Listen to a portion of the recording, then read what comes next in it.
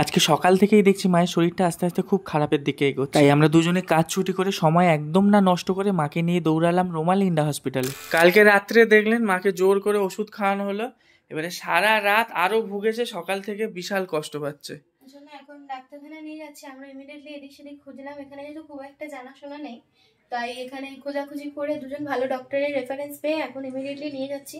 হয়তো টেস্ট ফেস্টও করাতে হতে পারে, জানি না। এখন আমার মায়ের প্রবলেম হচ্ছে উনি অসহ্য পেটের যন্ত্রণায় ভুগছে, আর এটা অনেক দিন যাবতই হচ্ছে, মোটামুটি মাঝে মধ্যে হয়, কমে যায়, তবে কালকেরটা একটু এক্সট্রিমই হয়েছে। চলো ওঠো ওঠো, যেতে তো হবেই, ওঠো ওঠো। দুজন ছুটি করলাম তোমার জন্য। সকালবেলা উঠে আমার মা খাবার দাবারও করলো আমাদের জন্য, ওই শরীর কষ্ট নিয়ে। এবারে ব্যাপারটা হলো তারপরে দেখছি আরো ডিগ্রেড করছে। আমরা ওর জন্য আমি অফিস ওআরএস এনে খাইয়েছি। এবারে আমি জামাটা চেঞ্জ করে আমি তাহলে ওই দিকটা গুছিয়ে নিই। মা দেখুন তাও সকালবেলা রান্না করেছে, এই যে অফিস যাওয়ার জন্য দেখুন আমি টিফিন কারিও গোছানো হয়ে গেছে, ভাত, ডিমের তরকারি, ডাল সমস্ত করেছে, কিন্তু অফিস যাওয়ার সময় ওনার অবস্থা, শরীরটা আরো খারাপ হয়ে গিয়েছে, ওর জন্য অফিস যেতে পারলাম না। এখানে খাবারপত্র আছে সমস্ত থাক।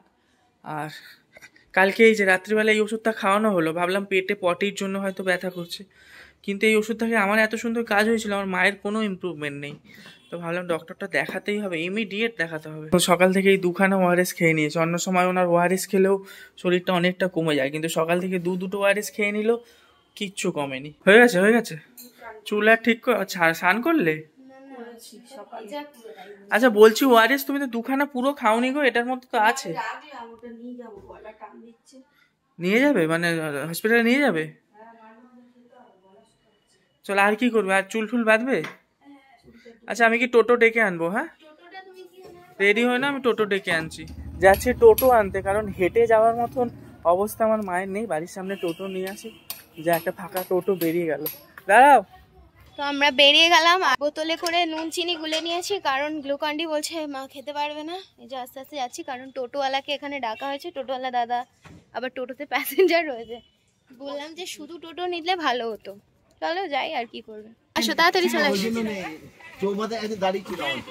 চলো রোমালিন্ডা একটু বেটার লাগছে। বলছি তুমি ওই ডাক্তারের প্রেসক্রিপশনটা নিয়েছো? হ্যাঁ ছোট থেকেই দেখেছি যে আমার মা খুব শক্তভুক্ত, মানে খুব একটা ছোটখাটো শরীর খারাপ মাকে কাবু করতে পারে, কিন্তু এখন বয়স বাড়ার সাথে সাথে না মায়ের শরীরের অবস্থা দিন দিন ডিগ্রেড। এই যেমন আজকেই দেখুন, কালকে কিন্তু মা পুরোপুরি সুস্থ ছিল, রাত্রিবেলা অল্প শরীর খারাপ হলো, সকাল থেকে একদমই শরীরটা খারাপ হয়ে গেল। আসলে মায়ের 4-4টে অপারেশন হয়েছে, তার মধ্যে সুগার, কোলেস্ট্রল সব রকম মিলিয়ে না মাকে একদম সুস্থ থাকতে দিই। থ্যাংক গড মায়ের মতন একজন মা পেয়েছিলাম, তারপরে পেলাম বউয়ের মতন একজন বউ। আমার সাথে বা আমার পরিবারের সাথে পেও না, কিন্তু সব সময় সব রকম ভাবে থাকে। এখন ডক্টর দেখিয়ে বাড়ি ফিরছে, আর ডক্টর 4-5 দিনের ওষুধ দিলেন, কিন্তু ইমিডিয়েট অনেকগুলো টেস্ট করতে বললেন। Blood sugar, thyroid, cholesterol, ECG, USG, X-ray অনেক কিছু করতে দিলেন। এবারে শুনে যখন নিয়েছে যে ইমিডিয়েট টেস্টগুলো করতে হবে, আমাদের এখন মেন কনসার্ন হলো কতক্ষণে মাকে টেস্টগুলো করাবো। যাচ্ছি এখন মেডিসিন আনতে, আর্জেন্ট মেডিসিন যেগুলো দিল অন্তত 2 দিনের জন্য নিয়ে আসি, কালকে তারপরে টেস্টগুলো করিয়ে আবার তো মেডিসিন চেঞ্জ হবে। ওষুধগুলো একটাও পেলাম না। এখনকার দিনে না ডক্টররা এমন এমন ওষুধ সমস্ত দেন যে যেইখান থেকে দেখিয়েছি সেইখান ছাড়া এই ওষুধ পাওয়া যাবে না, মানে আমাকে আবার রোমালিন্ডা যেতে হবে এই ওষুধগুলো আনতে। আচ্ছা এখানে পেলাম না ওষুধ, এখানে পাওয়া গেল। আমার কথা শোনো না তুমি কোনোদিন, আমি তখনই বললাম ওখান থেকে নিয়ে নাও, তুমি কখনো কথা শোনো না। কোথায় পাবি? ওই যেখানে ডাক্তার দেখানো হলো ওখান থেকেই নিতে হবে, রোমালিন্ডা থেকে। কখনো কথা শোনো না তুমি। ঠিক আছে আবার নিয়ে আসছি আমি। আবার কি করে যাবি 50 টাকা? আর তুমি এই টেস্টের কথা কি বলছো, ফাইনাল হলো? টেস্ট এখানেই কম, উল্টোডাঙায় যাওয়াটা অনেকটা ডিফিকাল্ট। মানে মধ্যমগ্রামেই হয়ে যাবে তাই তো? আজকে বুকিং করে আসতে হবে? না না অনলাইনে করলেই হবে। আলু কি নুন আর সরষের তেল দিয়ে মেখে দেব একটু? ওই আলুর মধ্যে একটু সরষের তেল আর ভাত একটু দিয়ে দে, আর লঙ্কা একটা দিয়ে। কি শুধু আলু সিদ্ধ দিয়ে খাবে ভাত? হ্যাঁ তাই ভালো, আর কিছু না। খিদে নেই বললে কি করে হবে? খিদে নেই বললে হবে না মা, তোমার খেতে তো হবে। হচ্ছে না কালকে। ওষুধগুলো তাহলে বিকেলে নিয়ে আসলে হবে?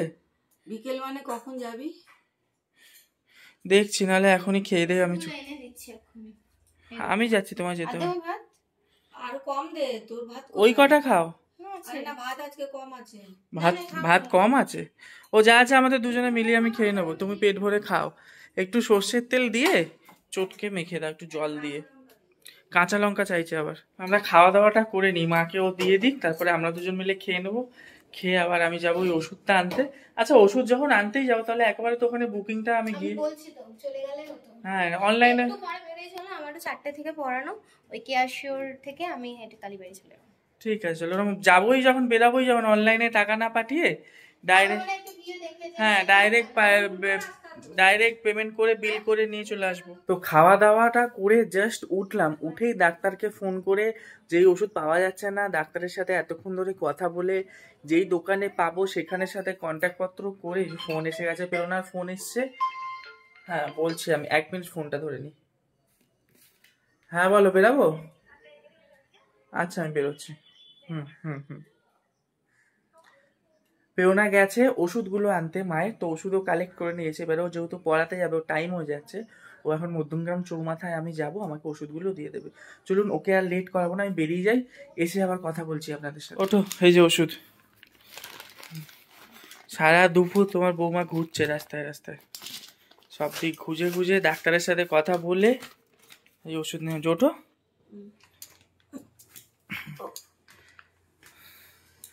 আজকে আমাদের কপালে খাট নেই সবাই। ও কোথা থেকে কিনে আনলো স্টেশনের ওদিক দিয়ে, ও অনেকক্ষণ বেরিয়েছে, অনেক দোকান ঘুরে ঘুরে কিনলো, কিনে আবার এখন পড়াতে ঢুকলো।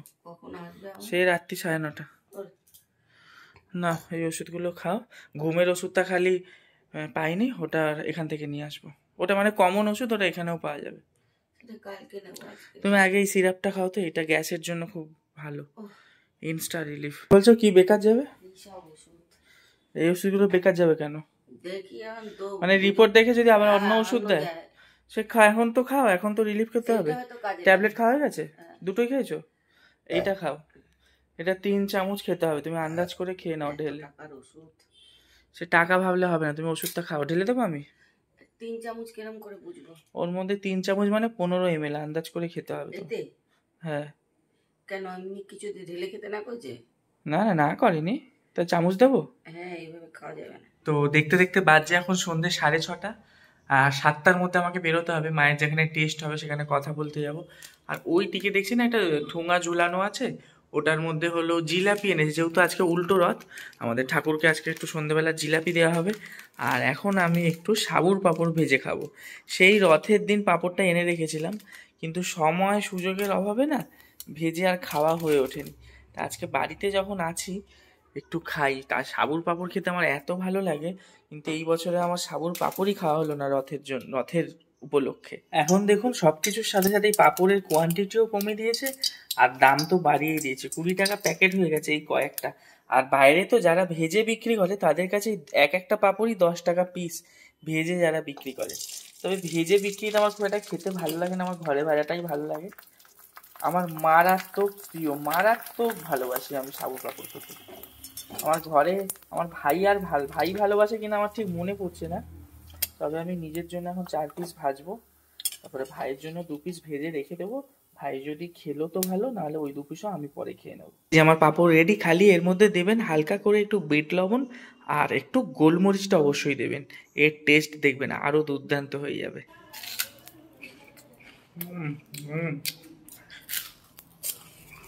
আমার খুব তাড়াতাড়ি সাবুর পাঁপড় শেষ হয়ে যায়, মানে একটা পাঁপড় এই ধরবো এক্ষুনি শেষ হয়ে যায়। আমার ছোটো থেকে সাবুর পাঁপড়, যে কোনো পাঁপড় খুব ভালোবাসি, খুব মানে খুব। সাবুর পাঁপড় তো কোনো কথা হবে না। এসেছিলাম মায়ের টেস্টগুলোর ওই বুকিং করতে, তো বুকিং করে ফেলেছি। কালকে সকাল 8টার সময় আসতে হবে, 12 ঘন্টা না খেয়ে থাকতে হবে, এতে টয়লেট কালেক্ট করে আনতে হবে, ইউরিনের যে টেস্টগুলো হবে। তো নানা রকম টেস্টের জন্য বুকিং তো করে নিলাম, সকাল 8টায় আবার এখানে আসছি। কালকে বাড়ি ফিরলাম, আর বাড়ি ফেরার সময় একটু গোবিন্দভোগ চাল নিয়ে আসলাম 100 গ্রামের মতো। কারণ কি এখন বাজে সন্ধ্যে 8টা, 8:30টার মধ্যে মাকে একটু ফেনা ভাত করে দেবো, মা ডিনারটা করে নেবে 8:30টার মধ্যে। কারণ কালকে সকালে টেস্ট হবে সকাল 8:30টায়, 12 ঘন্টা না খেয়ে থাকতে হবে, মানে 12 ঘন্টা আগে খাবার খাবে, 12 ঘন্টা আর খাওয়া, বাকি 12 ঘন্টা আর খাওয়া যাবে না। তাই আজকে রাত্রি 8:30টায় যদি খায়, কালকে সকাল 8:30টায় টেস্টটা হবে। তো ইমিডিয়েট কিছু করার জন্য, মানে ডিমের ঝোল ফোল আছে, ভাত আছে, তো আবার আমিষ খেতে পারবে না, নিরামিষ খেতে হবে ওখান থেকে বলে দিল, তার জন্য গোবিন্দভোগ চাল নিয়ে আসলাম, মাকে একটু ডাল দিয়ে একটু আলু সিদ্ধ দিয়ে ফেনা ভাত করে দিই, এইটাই অন্তত খেয়ে নিই রাত্রে। গোবিন্দভোগ চাল আমাদের আনা থাকে, কিন্তু দুর্ভাগ্যবশত দেখুন আজকেই নেই, আমাকে আবার বাড়ি এসে দোকানে যেতে হলো। দোকান থেকে এই চাল নিয়ে আসলাম, আর ডাল ঘরে আছে, ধুয়ে হাফ আলু দেবো তাতেই হয়ে যাবে মায়ের। এই থেকে আমি দেখুন ডাল খুঁজছি, মাকে জিজ্ঞেস করলাম, বললো ডালও নাকি ঘরে নেই, তাই শুধু আলু সিদ্ধ দিয়েই বসিয়ে দিলাম। আসলে না এই সপ্তাহে আমাদের রিলায়েন্সে যাওয়ার কথা আছে মাসকাবারি মালগুলো আনতে। আগের দিন তো মাসকাবারি মাল আনতে গিয়ে শুধু ওই কমফোর্ট সার্ফ এইগুলো নিয়ে চলে এসেছি, ঘরের তেল ঝাল মশলাপাতি এগুলো আনা হয়নি। রোববার তো যাবো ভেবেছি, এবারে মায়ের শরীরের যা অবস্থা, দেখা যাক কি হয়। কেমন লাগছে গরম গরম সিদ্ধ ভাতটা খেতে? এইসবই ভাল লাগে তো এখন। হ্যাঁ সিদ্ধ ভাতটাই খাওয়া ভালো, তেতো না। আর এমনি নুন টুন ঠিক আছে, খেয়ে নাও। আজকের জন্য তোমার খাওয়া শেষ, সে কালকে সকালে। মা আজকে আর খাবে না, এখন 8:30 বাজে, আবার কালকে সকাল, আবার কালকে রক্ত পরীক্ষা হবে, তারপর দুপুর 11:30টায়, হ্যাঁ উপোসের মতন দুপুর 11:30টায় খাবে। মানে কখন? 11:30, 12টা। আচ্ছা কালকে তোমাকে 3বার টেস্ট করতে যেতে হবে, একবার মর্নিং এ, একবার বেলায়, আবার ইউএসজিটা হবে সন্ধ্যেবেলায়। 3বার যেত। খেয়ে নাও, পেট ভরে খেয়ে নাও এখন। তো এখন সময় হয়ে গিয়েছে আমাদের ডিনারের, আর আমাদের ডিনার আজকে এখানে আছে আলু ভাজা। ভিডিও শেষ করে দাও এখানে, আর লেন্দি করতে হবে না, কারণ আজকের ভিডিওতে সারাদিন কিছুই দেখানো হয়নি, খালি মায়ের শরীর খারাপ আর শরীর খারাপ। তো এখন আমাদের খাবার দাবার আমরা রেডি করছি, আলু ভাজা নিয়ে পেওনা চলে গেছে, এই রুটি নিয়ে আমরা খাওয়া দাওয়া করবো। দেখো আলু ভাজা হবে সবার, না বাবাকে দুধ রুটি দেওয়া হবে? মা হয়ে যাবে, হ্যাঁ একটা কাঁচা পেঁয়াজ কেটে নি। তো চলুন ভিডিওটা আমরা এখানে শেষ করছি। আজকের ভিডিওতে জানি সেরকম কিছু নেই, কালকেও সারাদিন কাকিমার শরীর খারাপ, তোমরা একটু করো, কাকিমার শরীরটা ভালো।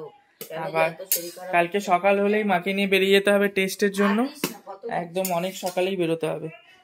Tata bye bye, good night, কালকে দেখা হবে আবার।